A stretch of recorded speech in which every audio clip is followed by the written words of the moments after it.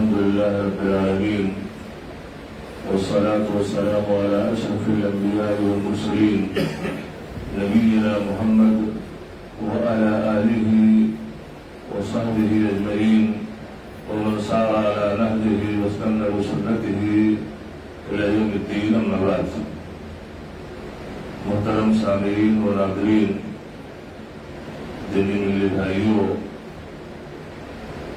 عزیز بچوں، پردہ-نشین اسلامی بہنوں، گزشتہ درس میں سورہ حجرات کی آیت نمبر 12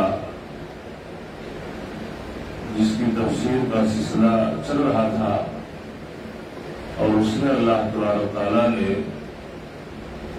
ایک بڑے گناہ جسے ہم غیبت کے نام سے جانتے ہیں، جس سے اللہ تعالیٰ نے منع فرمایا، اور اس میں کوئی شک نہیں کہ غیبت یہ کبیرہ اور بڑے گناہوں میں سے ایک ہے، جس سے بچنا ایک مرد مومن اور ایک مومنہ خاتون کے لیے بے حد ضروری ہے. لیکن چند صورتوں میں غیبت جائز ہے، جیسا کہ اس کی صراحت امام نووی رحمہ اللہ نے کی ہے کہ 6 ایسی صورتیں ہیں، 6 ایسی شکلیں ہیں کہ ان شکلوں میں، ان صورتوں میں اور اس سچویشن میں یہ غیبت جائز ہے، جس میں گزشتہ درس میں 2 کا ذکر کیا گیا تھا. ایک یہ بتایا گیا تھا کہ جب انسان مظلوم ہو اور ظلم کی شکایت کر رہے ہو کہ ہمیں شکایت کر رہے ہیں اور اس سے ہمیں انصاف مل جائے گا اور یہ ہے کہ ظلم رک جائے گا، تو ایسی صورت میں وہاں پر غیبت جائز ہے. دوسری شکل، دوسری صورت جو بتائی گئی تھی کہ جہاں غیبت جائز ہے، وہ یہ ہے کہ جب فتویٰ طلب کرنا ہو، مسئلے مسائل کسی عالم دین سے پوچھنے ہوں، تو ایسی صورت میں بھی وہاں غیبت جائز ہے. آج کے اس درس میں غیبت کی جو اور 4 صورتیں ہیں، جن صورتوں میں غیبت جائز ہے، ان کا ذکر انشاءاللہ کیا جائے گا. تو غیبت کی تیسری شکل یا تیسری صورت جو جائز ہے وہ یہ ہے کہ جب ایک انسان کو کسی انسان کے شر سے ڈرانا ہو، یا یہ ہے کہ جب کوئی انسان آپ سے کوئی مشورہ کسی چیز کے بارے میں لینا چاہے، تو وہاں پر بھی غیبت جائز ہے. جیسے کہ آپ مثالیں سمجھیں کہ ایک انسان ہے جس کا لین دین بڑا ہی الٹا ہے، جس سے لین دین کر لیا، کچھ لے لیا، قرض لے لیا، کوئی بھی چیز ایسی لے لی، تو اب یہ ہے کہ دنیا کے اندر اس سے ملنے کی امید نہ رکھے. قیامت کے دن بروز قیامت وہ چیز جو دنیا کے اندر لے لیا ہے اس نے، وہ نیکی کی شکل میں اس کو مل سکتے، لیکن دنیا کے اندر اس چیز کا ملنا یہ ممکن نہیں ہے، اور آپ اس کو جان رہے ہیں. اور ایسے انسان کو دیکھ رہے ہیں، کوئی انسان اس سے کچھ لین دین کرنے والا ہے، تو آپ اس کو آگاہ کر سکتے ہیں کہ بھائی ذرا ہوشیار رہیے گا، اس لیے کہ یہ صاحب جس سے آپ کی ڈیلنگ ہو رہی ہے یا جس سے آج کل آپ بہت قریب دکھ رہے ہیں، تو ان کا معاملہ ذرا صحیح نہیں ہے. ظاہر سی بات ہے، اس انسان کی پیٹھ پیچھے آپ اس کی برائی کر رہے ہیں، اور اسی کا نام غیبت ہے، اور یہ چیز اس کے اندر پائی جا رہی ہے، تو یہ چیز جائز ہے. آپ دیکھیں جو حدیث آپ پڑھتے ہیں، پہلے تو یہ حدیث موضوع ہے، یہ حدیث گڑھی ہوئی ہے، اس لیے اس حدیث کی روایت کرنے والوں میں ایک راوی ایسے ہیں جو جھوٹ بولا کرتے تھے. یہ اس طرح کی چیزیں، یا کہیں جب وہ تعدیل کروا کرتے کہ دجال، یہ انسان دجال تھا، یہ انسان کذاب تھا، حدیثوں کو گڑھنے والا تھا، تو ظاہر سی بات ہے کہ یہاں اس انسان کی غیبت ہو رہی ہے، اور اس کے اس عیب کو بتایا جا رہا ہے. کیوں؟ تاکہ لوگ ہوشیار ہو جائیں کہ بھائی یہ حدیث قابل عمل نہیں ہے، क्योंकि इस हदीस के रवायत करने वालों में एक रावी ऐसे जिनका मामला ये है। ऐसे ही जब किसी चीज के बारे में कोई आपसे मशवरा ले रहा हो, वहां भी जायज है। आपके सामने वो हदीस मौजूद है सही मुस्लिम किताब तलाक कि फातिमा बिन्त कैस रज़ियल्लाहु अन्हा अल्लाह के रसूल सल्लल्लाहु अलैहि वसल्लम के पास आती है और कहती हैं कि अल्लाह के रसूल सल्लल्लाहु अलैहि वसल्लम, मुझे 2 लोगों ने निकाह का पैगाम भेजा है। वो लोग कौन है? मुआविया और अबू जहल, ये 2 सहाबी हैं। 2 लोगों ने निकाह का पैगाम भेजा है। अब अल्लाह के रसूल सल्लल्लाहु अलैहि वसल्लम से पूछ रही है कि राय क्या है, मशवरा तलब करे कि मैं क्या करूं। 2 लोगों ने निकाह का पैगाम 2 लोगों की तरफ से आया है, अब मैं क्या करूं।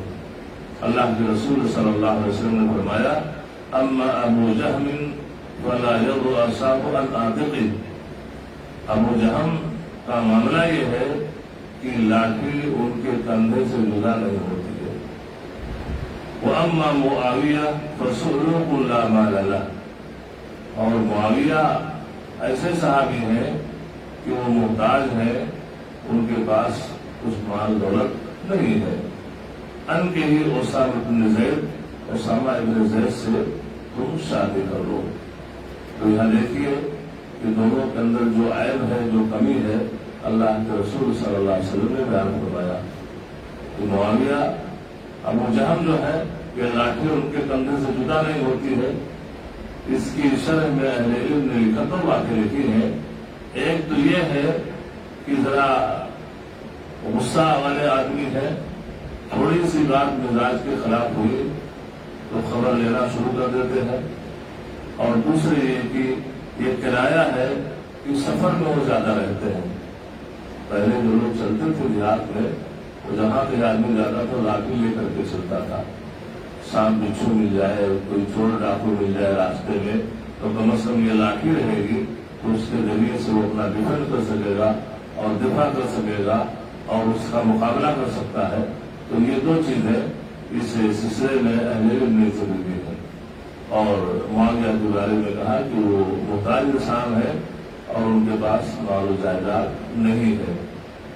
तो ये दलील है कि अगर कोई इंसान आपसे शादी ब्याह के सिलसिले में या किसी सिलसिले में मशवरा कर रहा है कि मैं फलां से डीलिंग करने जा रहा हूँ, फलां से मैं सौदा कर रहा हूँ, फलां के साथ में पार्टनरशिप में मैं कोई काम करना चाहता हूँ, कुछ इन्वेस्ट फलां के साथ करना चाह रहा हूँ, या ये है कि आप उसी कॉम्प्लेक्स में हैं और फलां साहब का बेटा है या बेटी है, उससे मैं अपनी बेटे का रिश्ता करना चाहता हूँ, या मैं खुद अपना निकाह फलां की बेटी से करना चाह रहा हूँ, फलां की बहन से करना चाह रहा हूँ, और आप उसी कॉम्प्लेक्स में रह रहे हैं, तो आपकी क्या राय है उसके बारे में।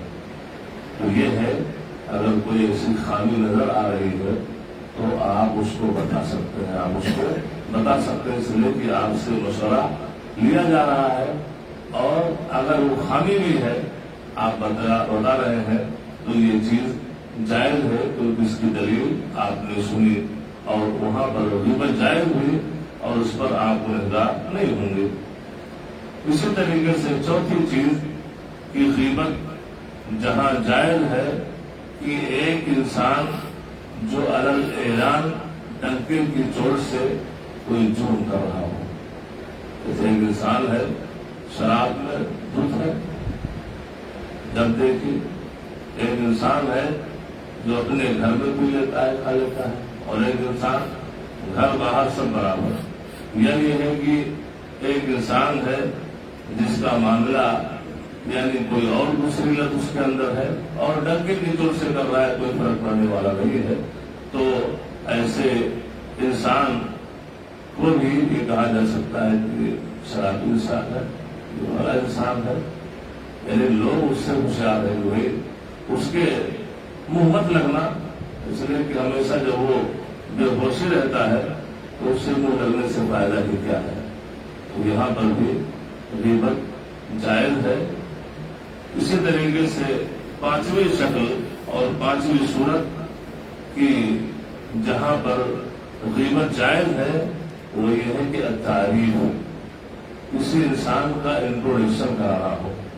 جیسے آپ حدیث جو پڑھیں گے تو حدیث میں کسی صحابی کے بارے میں آتا ہے الاعمش، یعنی کم دکھتا تھا ان کو، یا یہ کسی صحابی کے بارے میں الاعرج، لنگڑے انسان تھے، یا کسی صحابی کے بارے میں الاعمى کہ اندھے تھے. کسی صحابی کے نام کیا گیا طویل، لمبے. کسی کے بارے میں حداد کہ لوہار کا کام کرتے تھے، لوہار تھے. تو ظاہر سی بات ہے یہ سب چیزیں کیا ہیں تعریف کے لیے، بتانے کے لیے کہ بھائی دو لوگ دوستی میں نماز پڑھتے ہیں، ایک انسان ہے جن کو کم دکھتا ہے اور دوسرے انسان ہے جن کی بدائی ہے، دکھنے والے ہیں لیکن نام ایک ہی ہے. اب کوئی انسان آیا امام صاحب سے پوچھنے کے لیے، وہ ابراہیم صاحب جو ہے وہ کہا کون ابراہیم؟ ابراہیم یہاں دو ہے، ایک تو لمبے قد کے ہیں اور ایک تھوڑا سا ناٹے قد کے ہیں. تو کون ابراہیم؟ ارے وہ لمبے جو قد کے ہیں. یہی ہے کہ کہا کہ وہ فلاں صاحب، اچھا وہ فلاں صاحب جو دوسرا کم دکھتا ہے. جی تو کیا ہے کہ یہاں پر تعریف کے لیے، انٹروڈکشن کے لیے اب یہاں پر بھی بتایا گیا کہ انسان جو نابینا ہے اب اس کو لگ گیا اندھا تو اس کو چیز بری لگ سکتی ہے، لیکن یہاں پر اس کی تعریف مقصود ہے اور اس کی توہین نہیں مقصود ہے. ہاں وہی چلے، اندھے کو دیکھو، کانے کو دیکھو، لگڑے کو دیکھو تو یہ اہانت ہوگی، یہ انسلٹ ہوگی، تو جائز نہیں ہے. لیکن تعریف یعنی بتانا مقصد ہو کہ فلاں یہ ہے اور فلاں یہ ہے. تو ایسی صورت میں یہاں بھی غیبت جائز ہے. غیبت کی چھٹی شکل جو آخری صورت ہے جو جائز ہے وہ یہ ہے کہ الاستعانۃ علی توحید المنکر، کہ جب کسی غلط چیز کے روکنے پر آپ کسی سے مدد طلب کر رہے ہو. غلط چیز ہے، جرم ہے، گناہ ہے، اس کو آپ دیکھ رہے ہیں اور اس کے روکنے بھی آپ روکنا چاہتے ہیں کہ یہ کام رکنا چاہیے کیونکہ یہ غلط ہو رہا ہے، اور کسی ایسے انسان سے اس چیز کو بیان کر رہے ہیں، آپ امید لگائے ہوئے ہیں کہ اس سے اگر یہ کہیں گے تو اس غلط کام کو روکنے میں ہماری مدد کرے گا اور یہ جرم اور یہ گناہ اور یہ جو چیز ہے یہ سوسائٹی سے دور ہو جائے گی یا ہمارے محلے سے دور ہو جائے گی. مثال کے طور پر آپ ہیں، آپ کا پڑوسی ہے، اسی کمپلیکس میں ہے، آپ جا رہے تھے بائک سے، آپ جوہو پہنچے یا کسی ایسی جگہ جا رہے ہیں کہ دیکھا کہ آپ کے پڑوسی کا بچہ یا بچی یہ بیگ تو لٹکائے ہوئے پیچھے، لیکن پتا چلا کہیں کسی پارک میں یا کہیں کسی ساحل سمندر پہ کسی اور حالت میں آپ نے دیکھا. ظاہر سی بات ہے کہ ابھی 2 سال میں دیکھا تو کچھ اور بھی ہو سکتا ہے. اب آپ کو کیا ہونا چاہیے کہ آپ اپنے اس پڑوسی سے، یا یہ ہے کہ آپ کی سوسائٹی جو ہے چند لوگ ذمہ داران ہیں، آپ دیکھ رہے ایسی چیزیں ہو رہی ہیں تو کوئی جرم، کوئی ایسی چیز جو آپ کی سوسائٹی کمپلیکس میں ہو رہا ہے اب اس کو روکنا ہے تو جو وہاں ذمہ دار ہے ان سے آپ کر سکتے ہیں ایسی چیز ہے اور یہ عیب کی بات ہے کہ ہمارے کمپلیکس میں، ہماری سوسائٹی میں ہو تو اس کو روکنا اس لیے کہ فلاں کا بیٹا یا فلاں کی بیٹی یا فلاں کا معاملہ ایسا ہے. اور ظاہر سی بات ہے اس کی پیٹھ پیچھے اس کی عیب جوئی کر رہے ہیں تو اس انسان کو جو سنے گا تو برا لگے گا. لیکن یہاں یہ چیز جائز ہے. کیوں؟ اس لیے کہ لوگ اکٹھے ہو جائیں گے اور اس چیز کے خلاف کھڑے ہوں گے کہ نہیں ختم یہ چیز یہاں نہیں ہوتی ہے. جیسے میں نے پڑوسی کی مثال دی کہ اس سے آپ جائیں گے کہنے کے لیے کہ بھائی آج میں جا رہا تھا، آپ کے بچے کو یا آپ کی بچی کو میں نے دیکھا کہ پڑھنے تو کال سفر اسکول میں گئے ہیں، نام وہاں لکھا ہوا ہے، لیکن میں نے جوہو پہ دیکھا. ہاں یہی ہے کہ کسی اور پارک میں، ریتی بندر کا جو پارک ہے جو وہاں پہ ہے ایک اڈا بنا ہوا ہے کہ میں نے وہاں پہ دیکھا ساحل سمندر پہ کہ دیکھا آپ کا بچہ وہاں موجود تھا.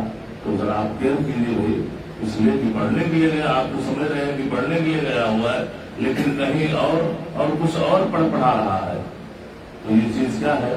وہ بچہ جو سنے گا اور وہ بچی جو سنے گی کہ ہمارے انکل نے، پڑوسی کے جو انکل تھے ہمارے والد نے ہمارے والد سے یا ہماری والدہ تک یہ بات پہنچائی گئی ہے تو وہ چیز اس کو بھول لے گی اور اسی کا نام غیبت ہے۔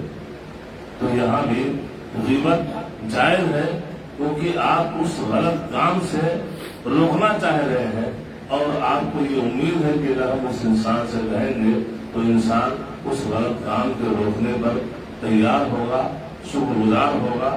تو یہاں بھی یہ کیا ہے کہ غیبت جائز ہے۔ تو یہ غیبت کی 6 شکلیں ہیں اور 6 صورتیں ہیں کہ ان صورتوں میں غیبت کرنا جائز ہے۔ بقیہ دیگر اوقات میں جو انسان جہاں بیٹھتا ہے، جس مجلس میں بیٹھتا ہے، بغیر کسی سر پیر کے فلاں ایسا ہے، ڈھکا ایسا ہے، تو فلاں ایسی ہے، تو فلانا ایسی ہے، تو فلاں کی بچی ایسی ہے، فلاں کی بیوی ایسی ہے، فلاں ایسا ہے، تو یہ جو مجلسوں میں ہمارے چیزیں چلا کرتی ہیں تو یہ غیبت ہے اور یہ غیبت حرام ہے، جس سے بچنا ایک انسان کے لیے ضروری ہے۔ اللہ تبارک تعالیٰ سے دعا ہے کہ اللہ تبارک تعالیٰ ہم تمام لوگوں کو غیبت جیسے کبیرہ اور بڑے گناہ سے بچنے کی توفیق عطا فرما، اور ہر وہ چیز جو ہمارے درمیان نفرت اور عداوت پیدا کرنے والی ہو، الفت و محبت، پیار و شفقت کا جو ماحول ہو اس کو ختم کرنے والی ہو، ان تمام جرائم اور ان تمام امور سے اللہ تعالی ہم سب کو بچنے کی توفیق عطا فرما۔ وصلی اللہ علی نبینا محمد وعلی آلہ وصحبہ وسلم۔ السلام علیکم ورحمۃ اللہ وبرکاتہ۔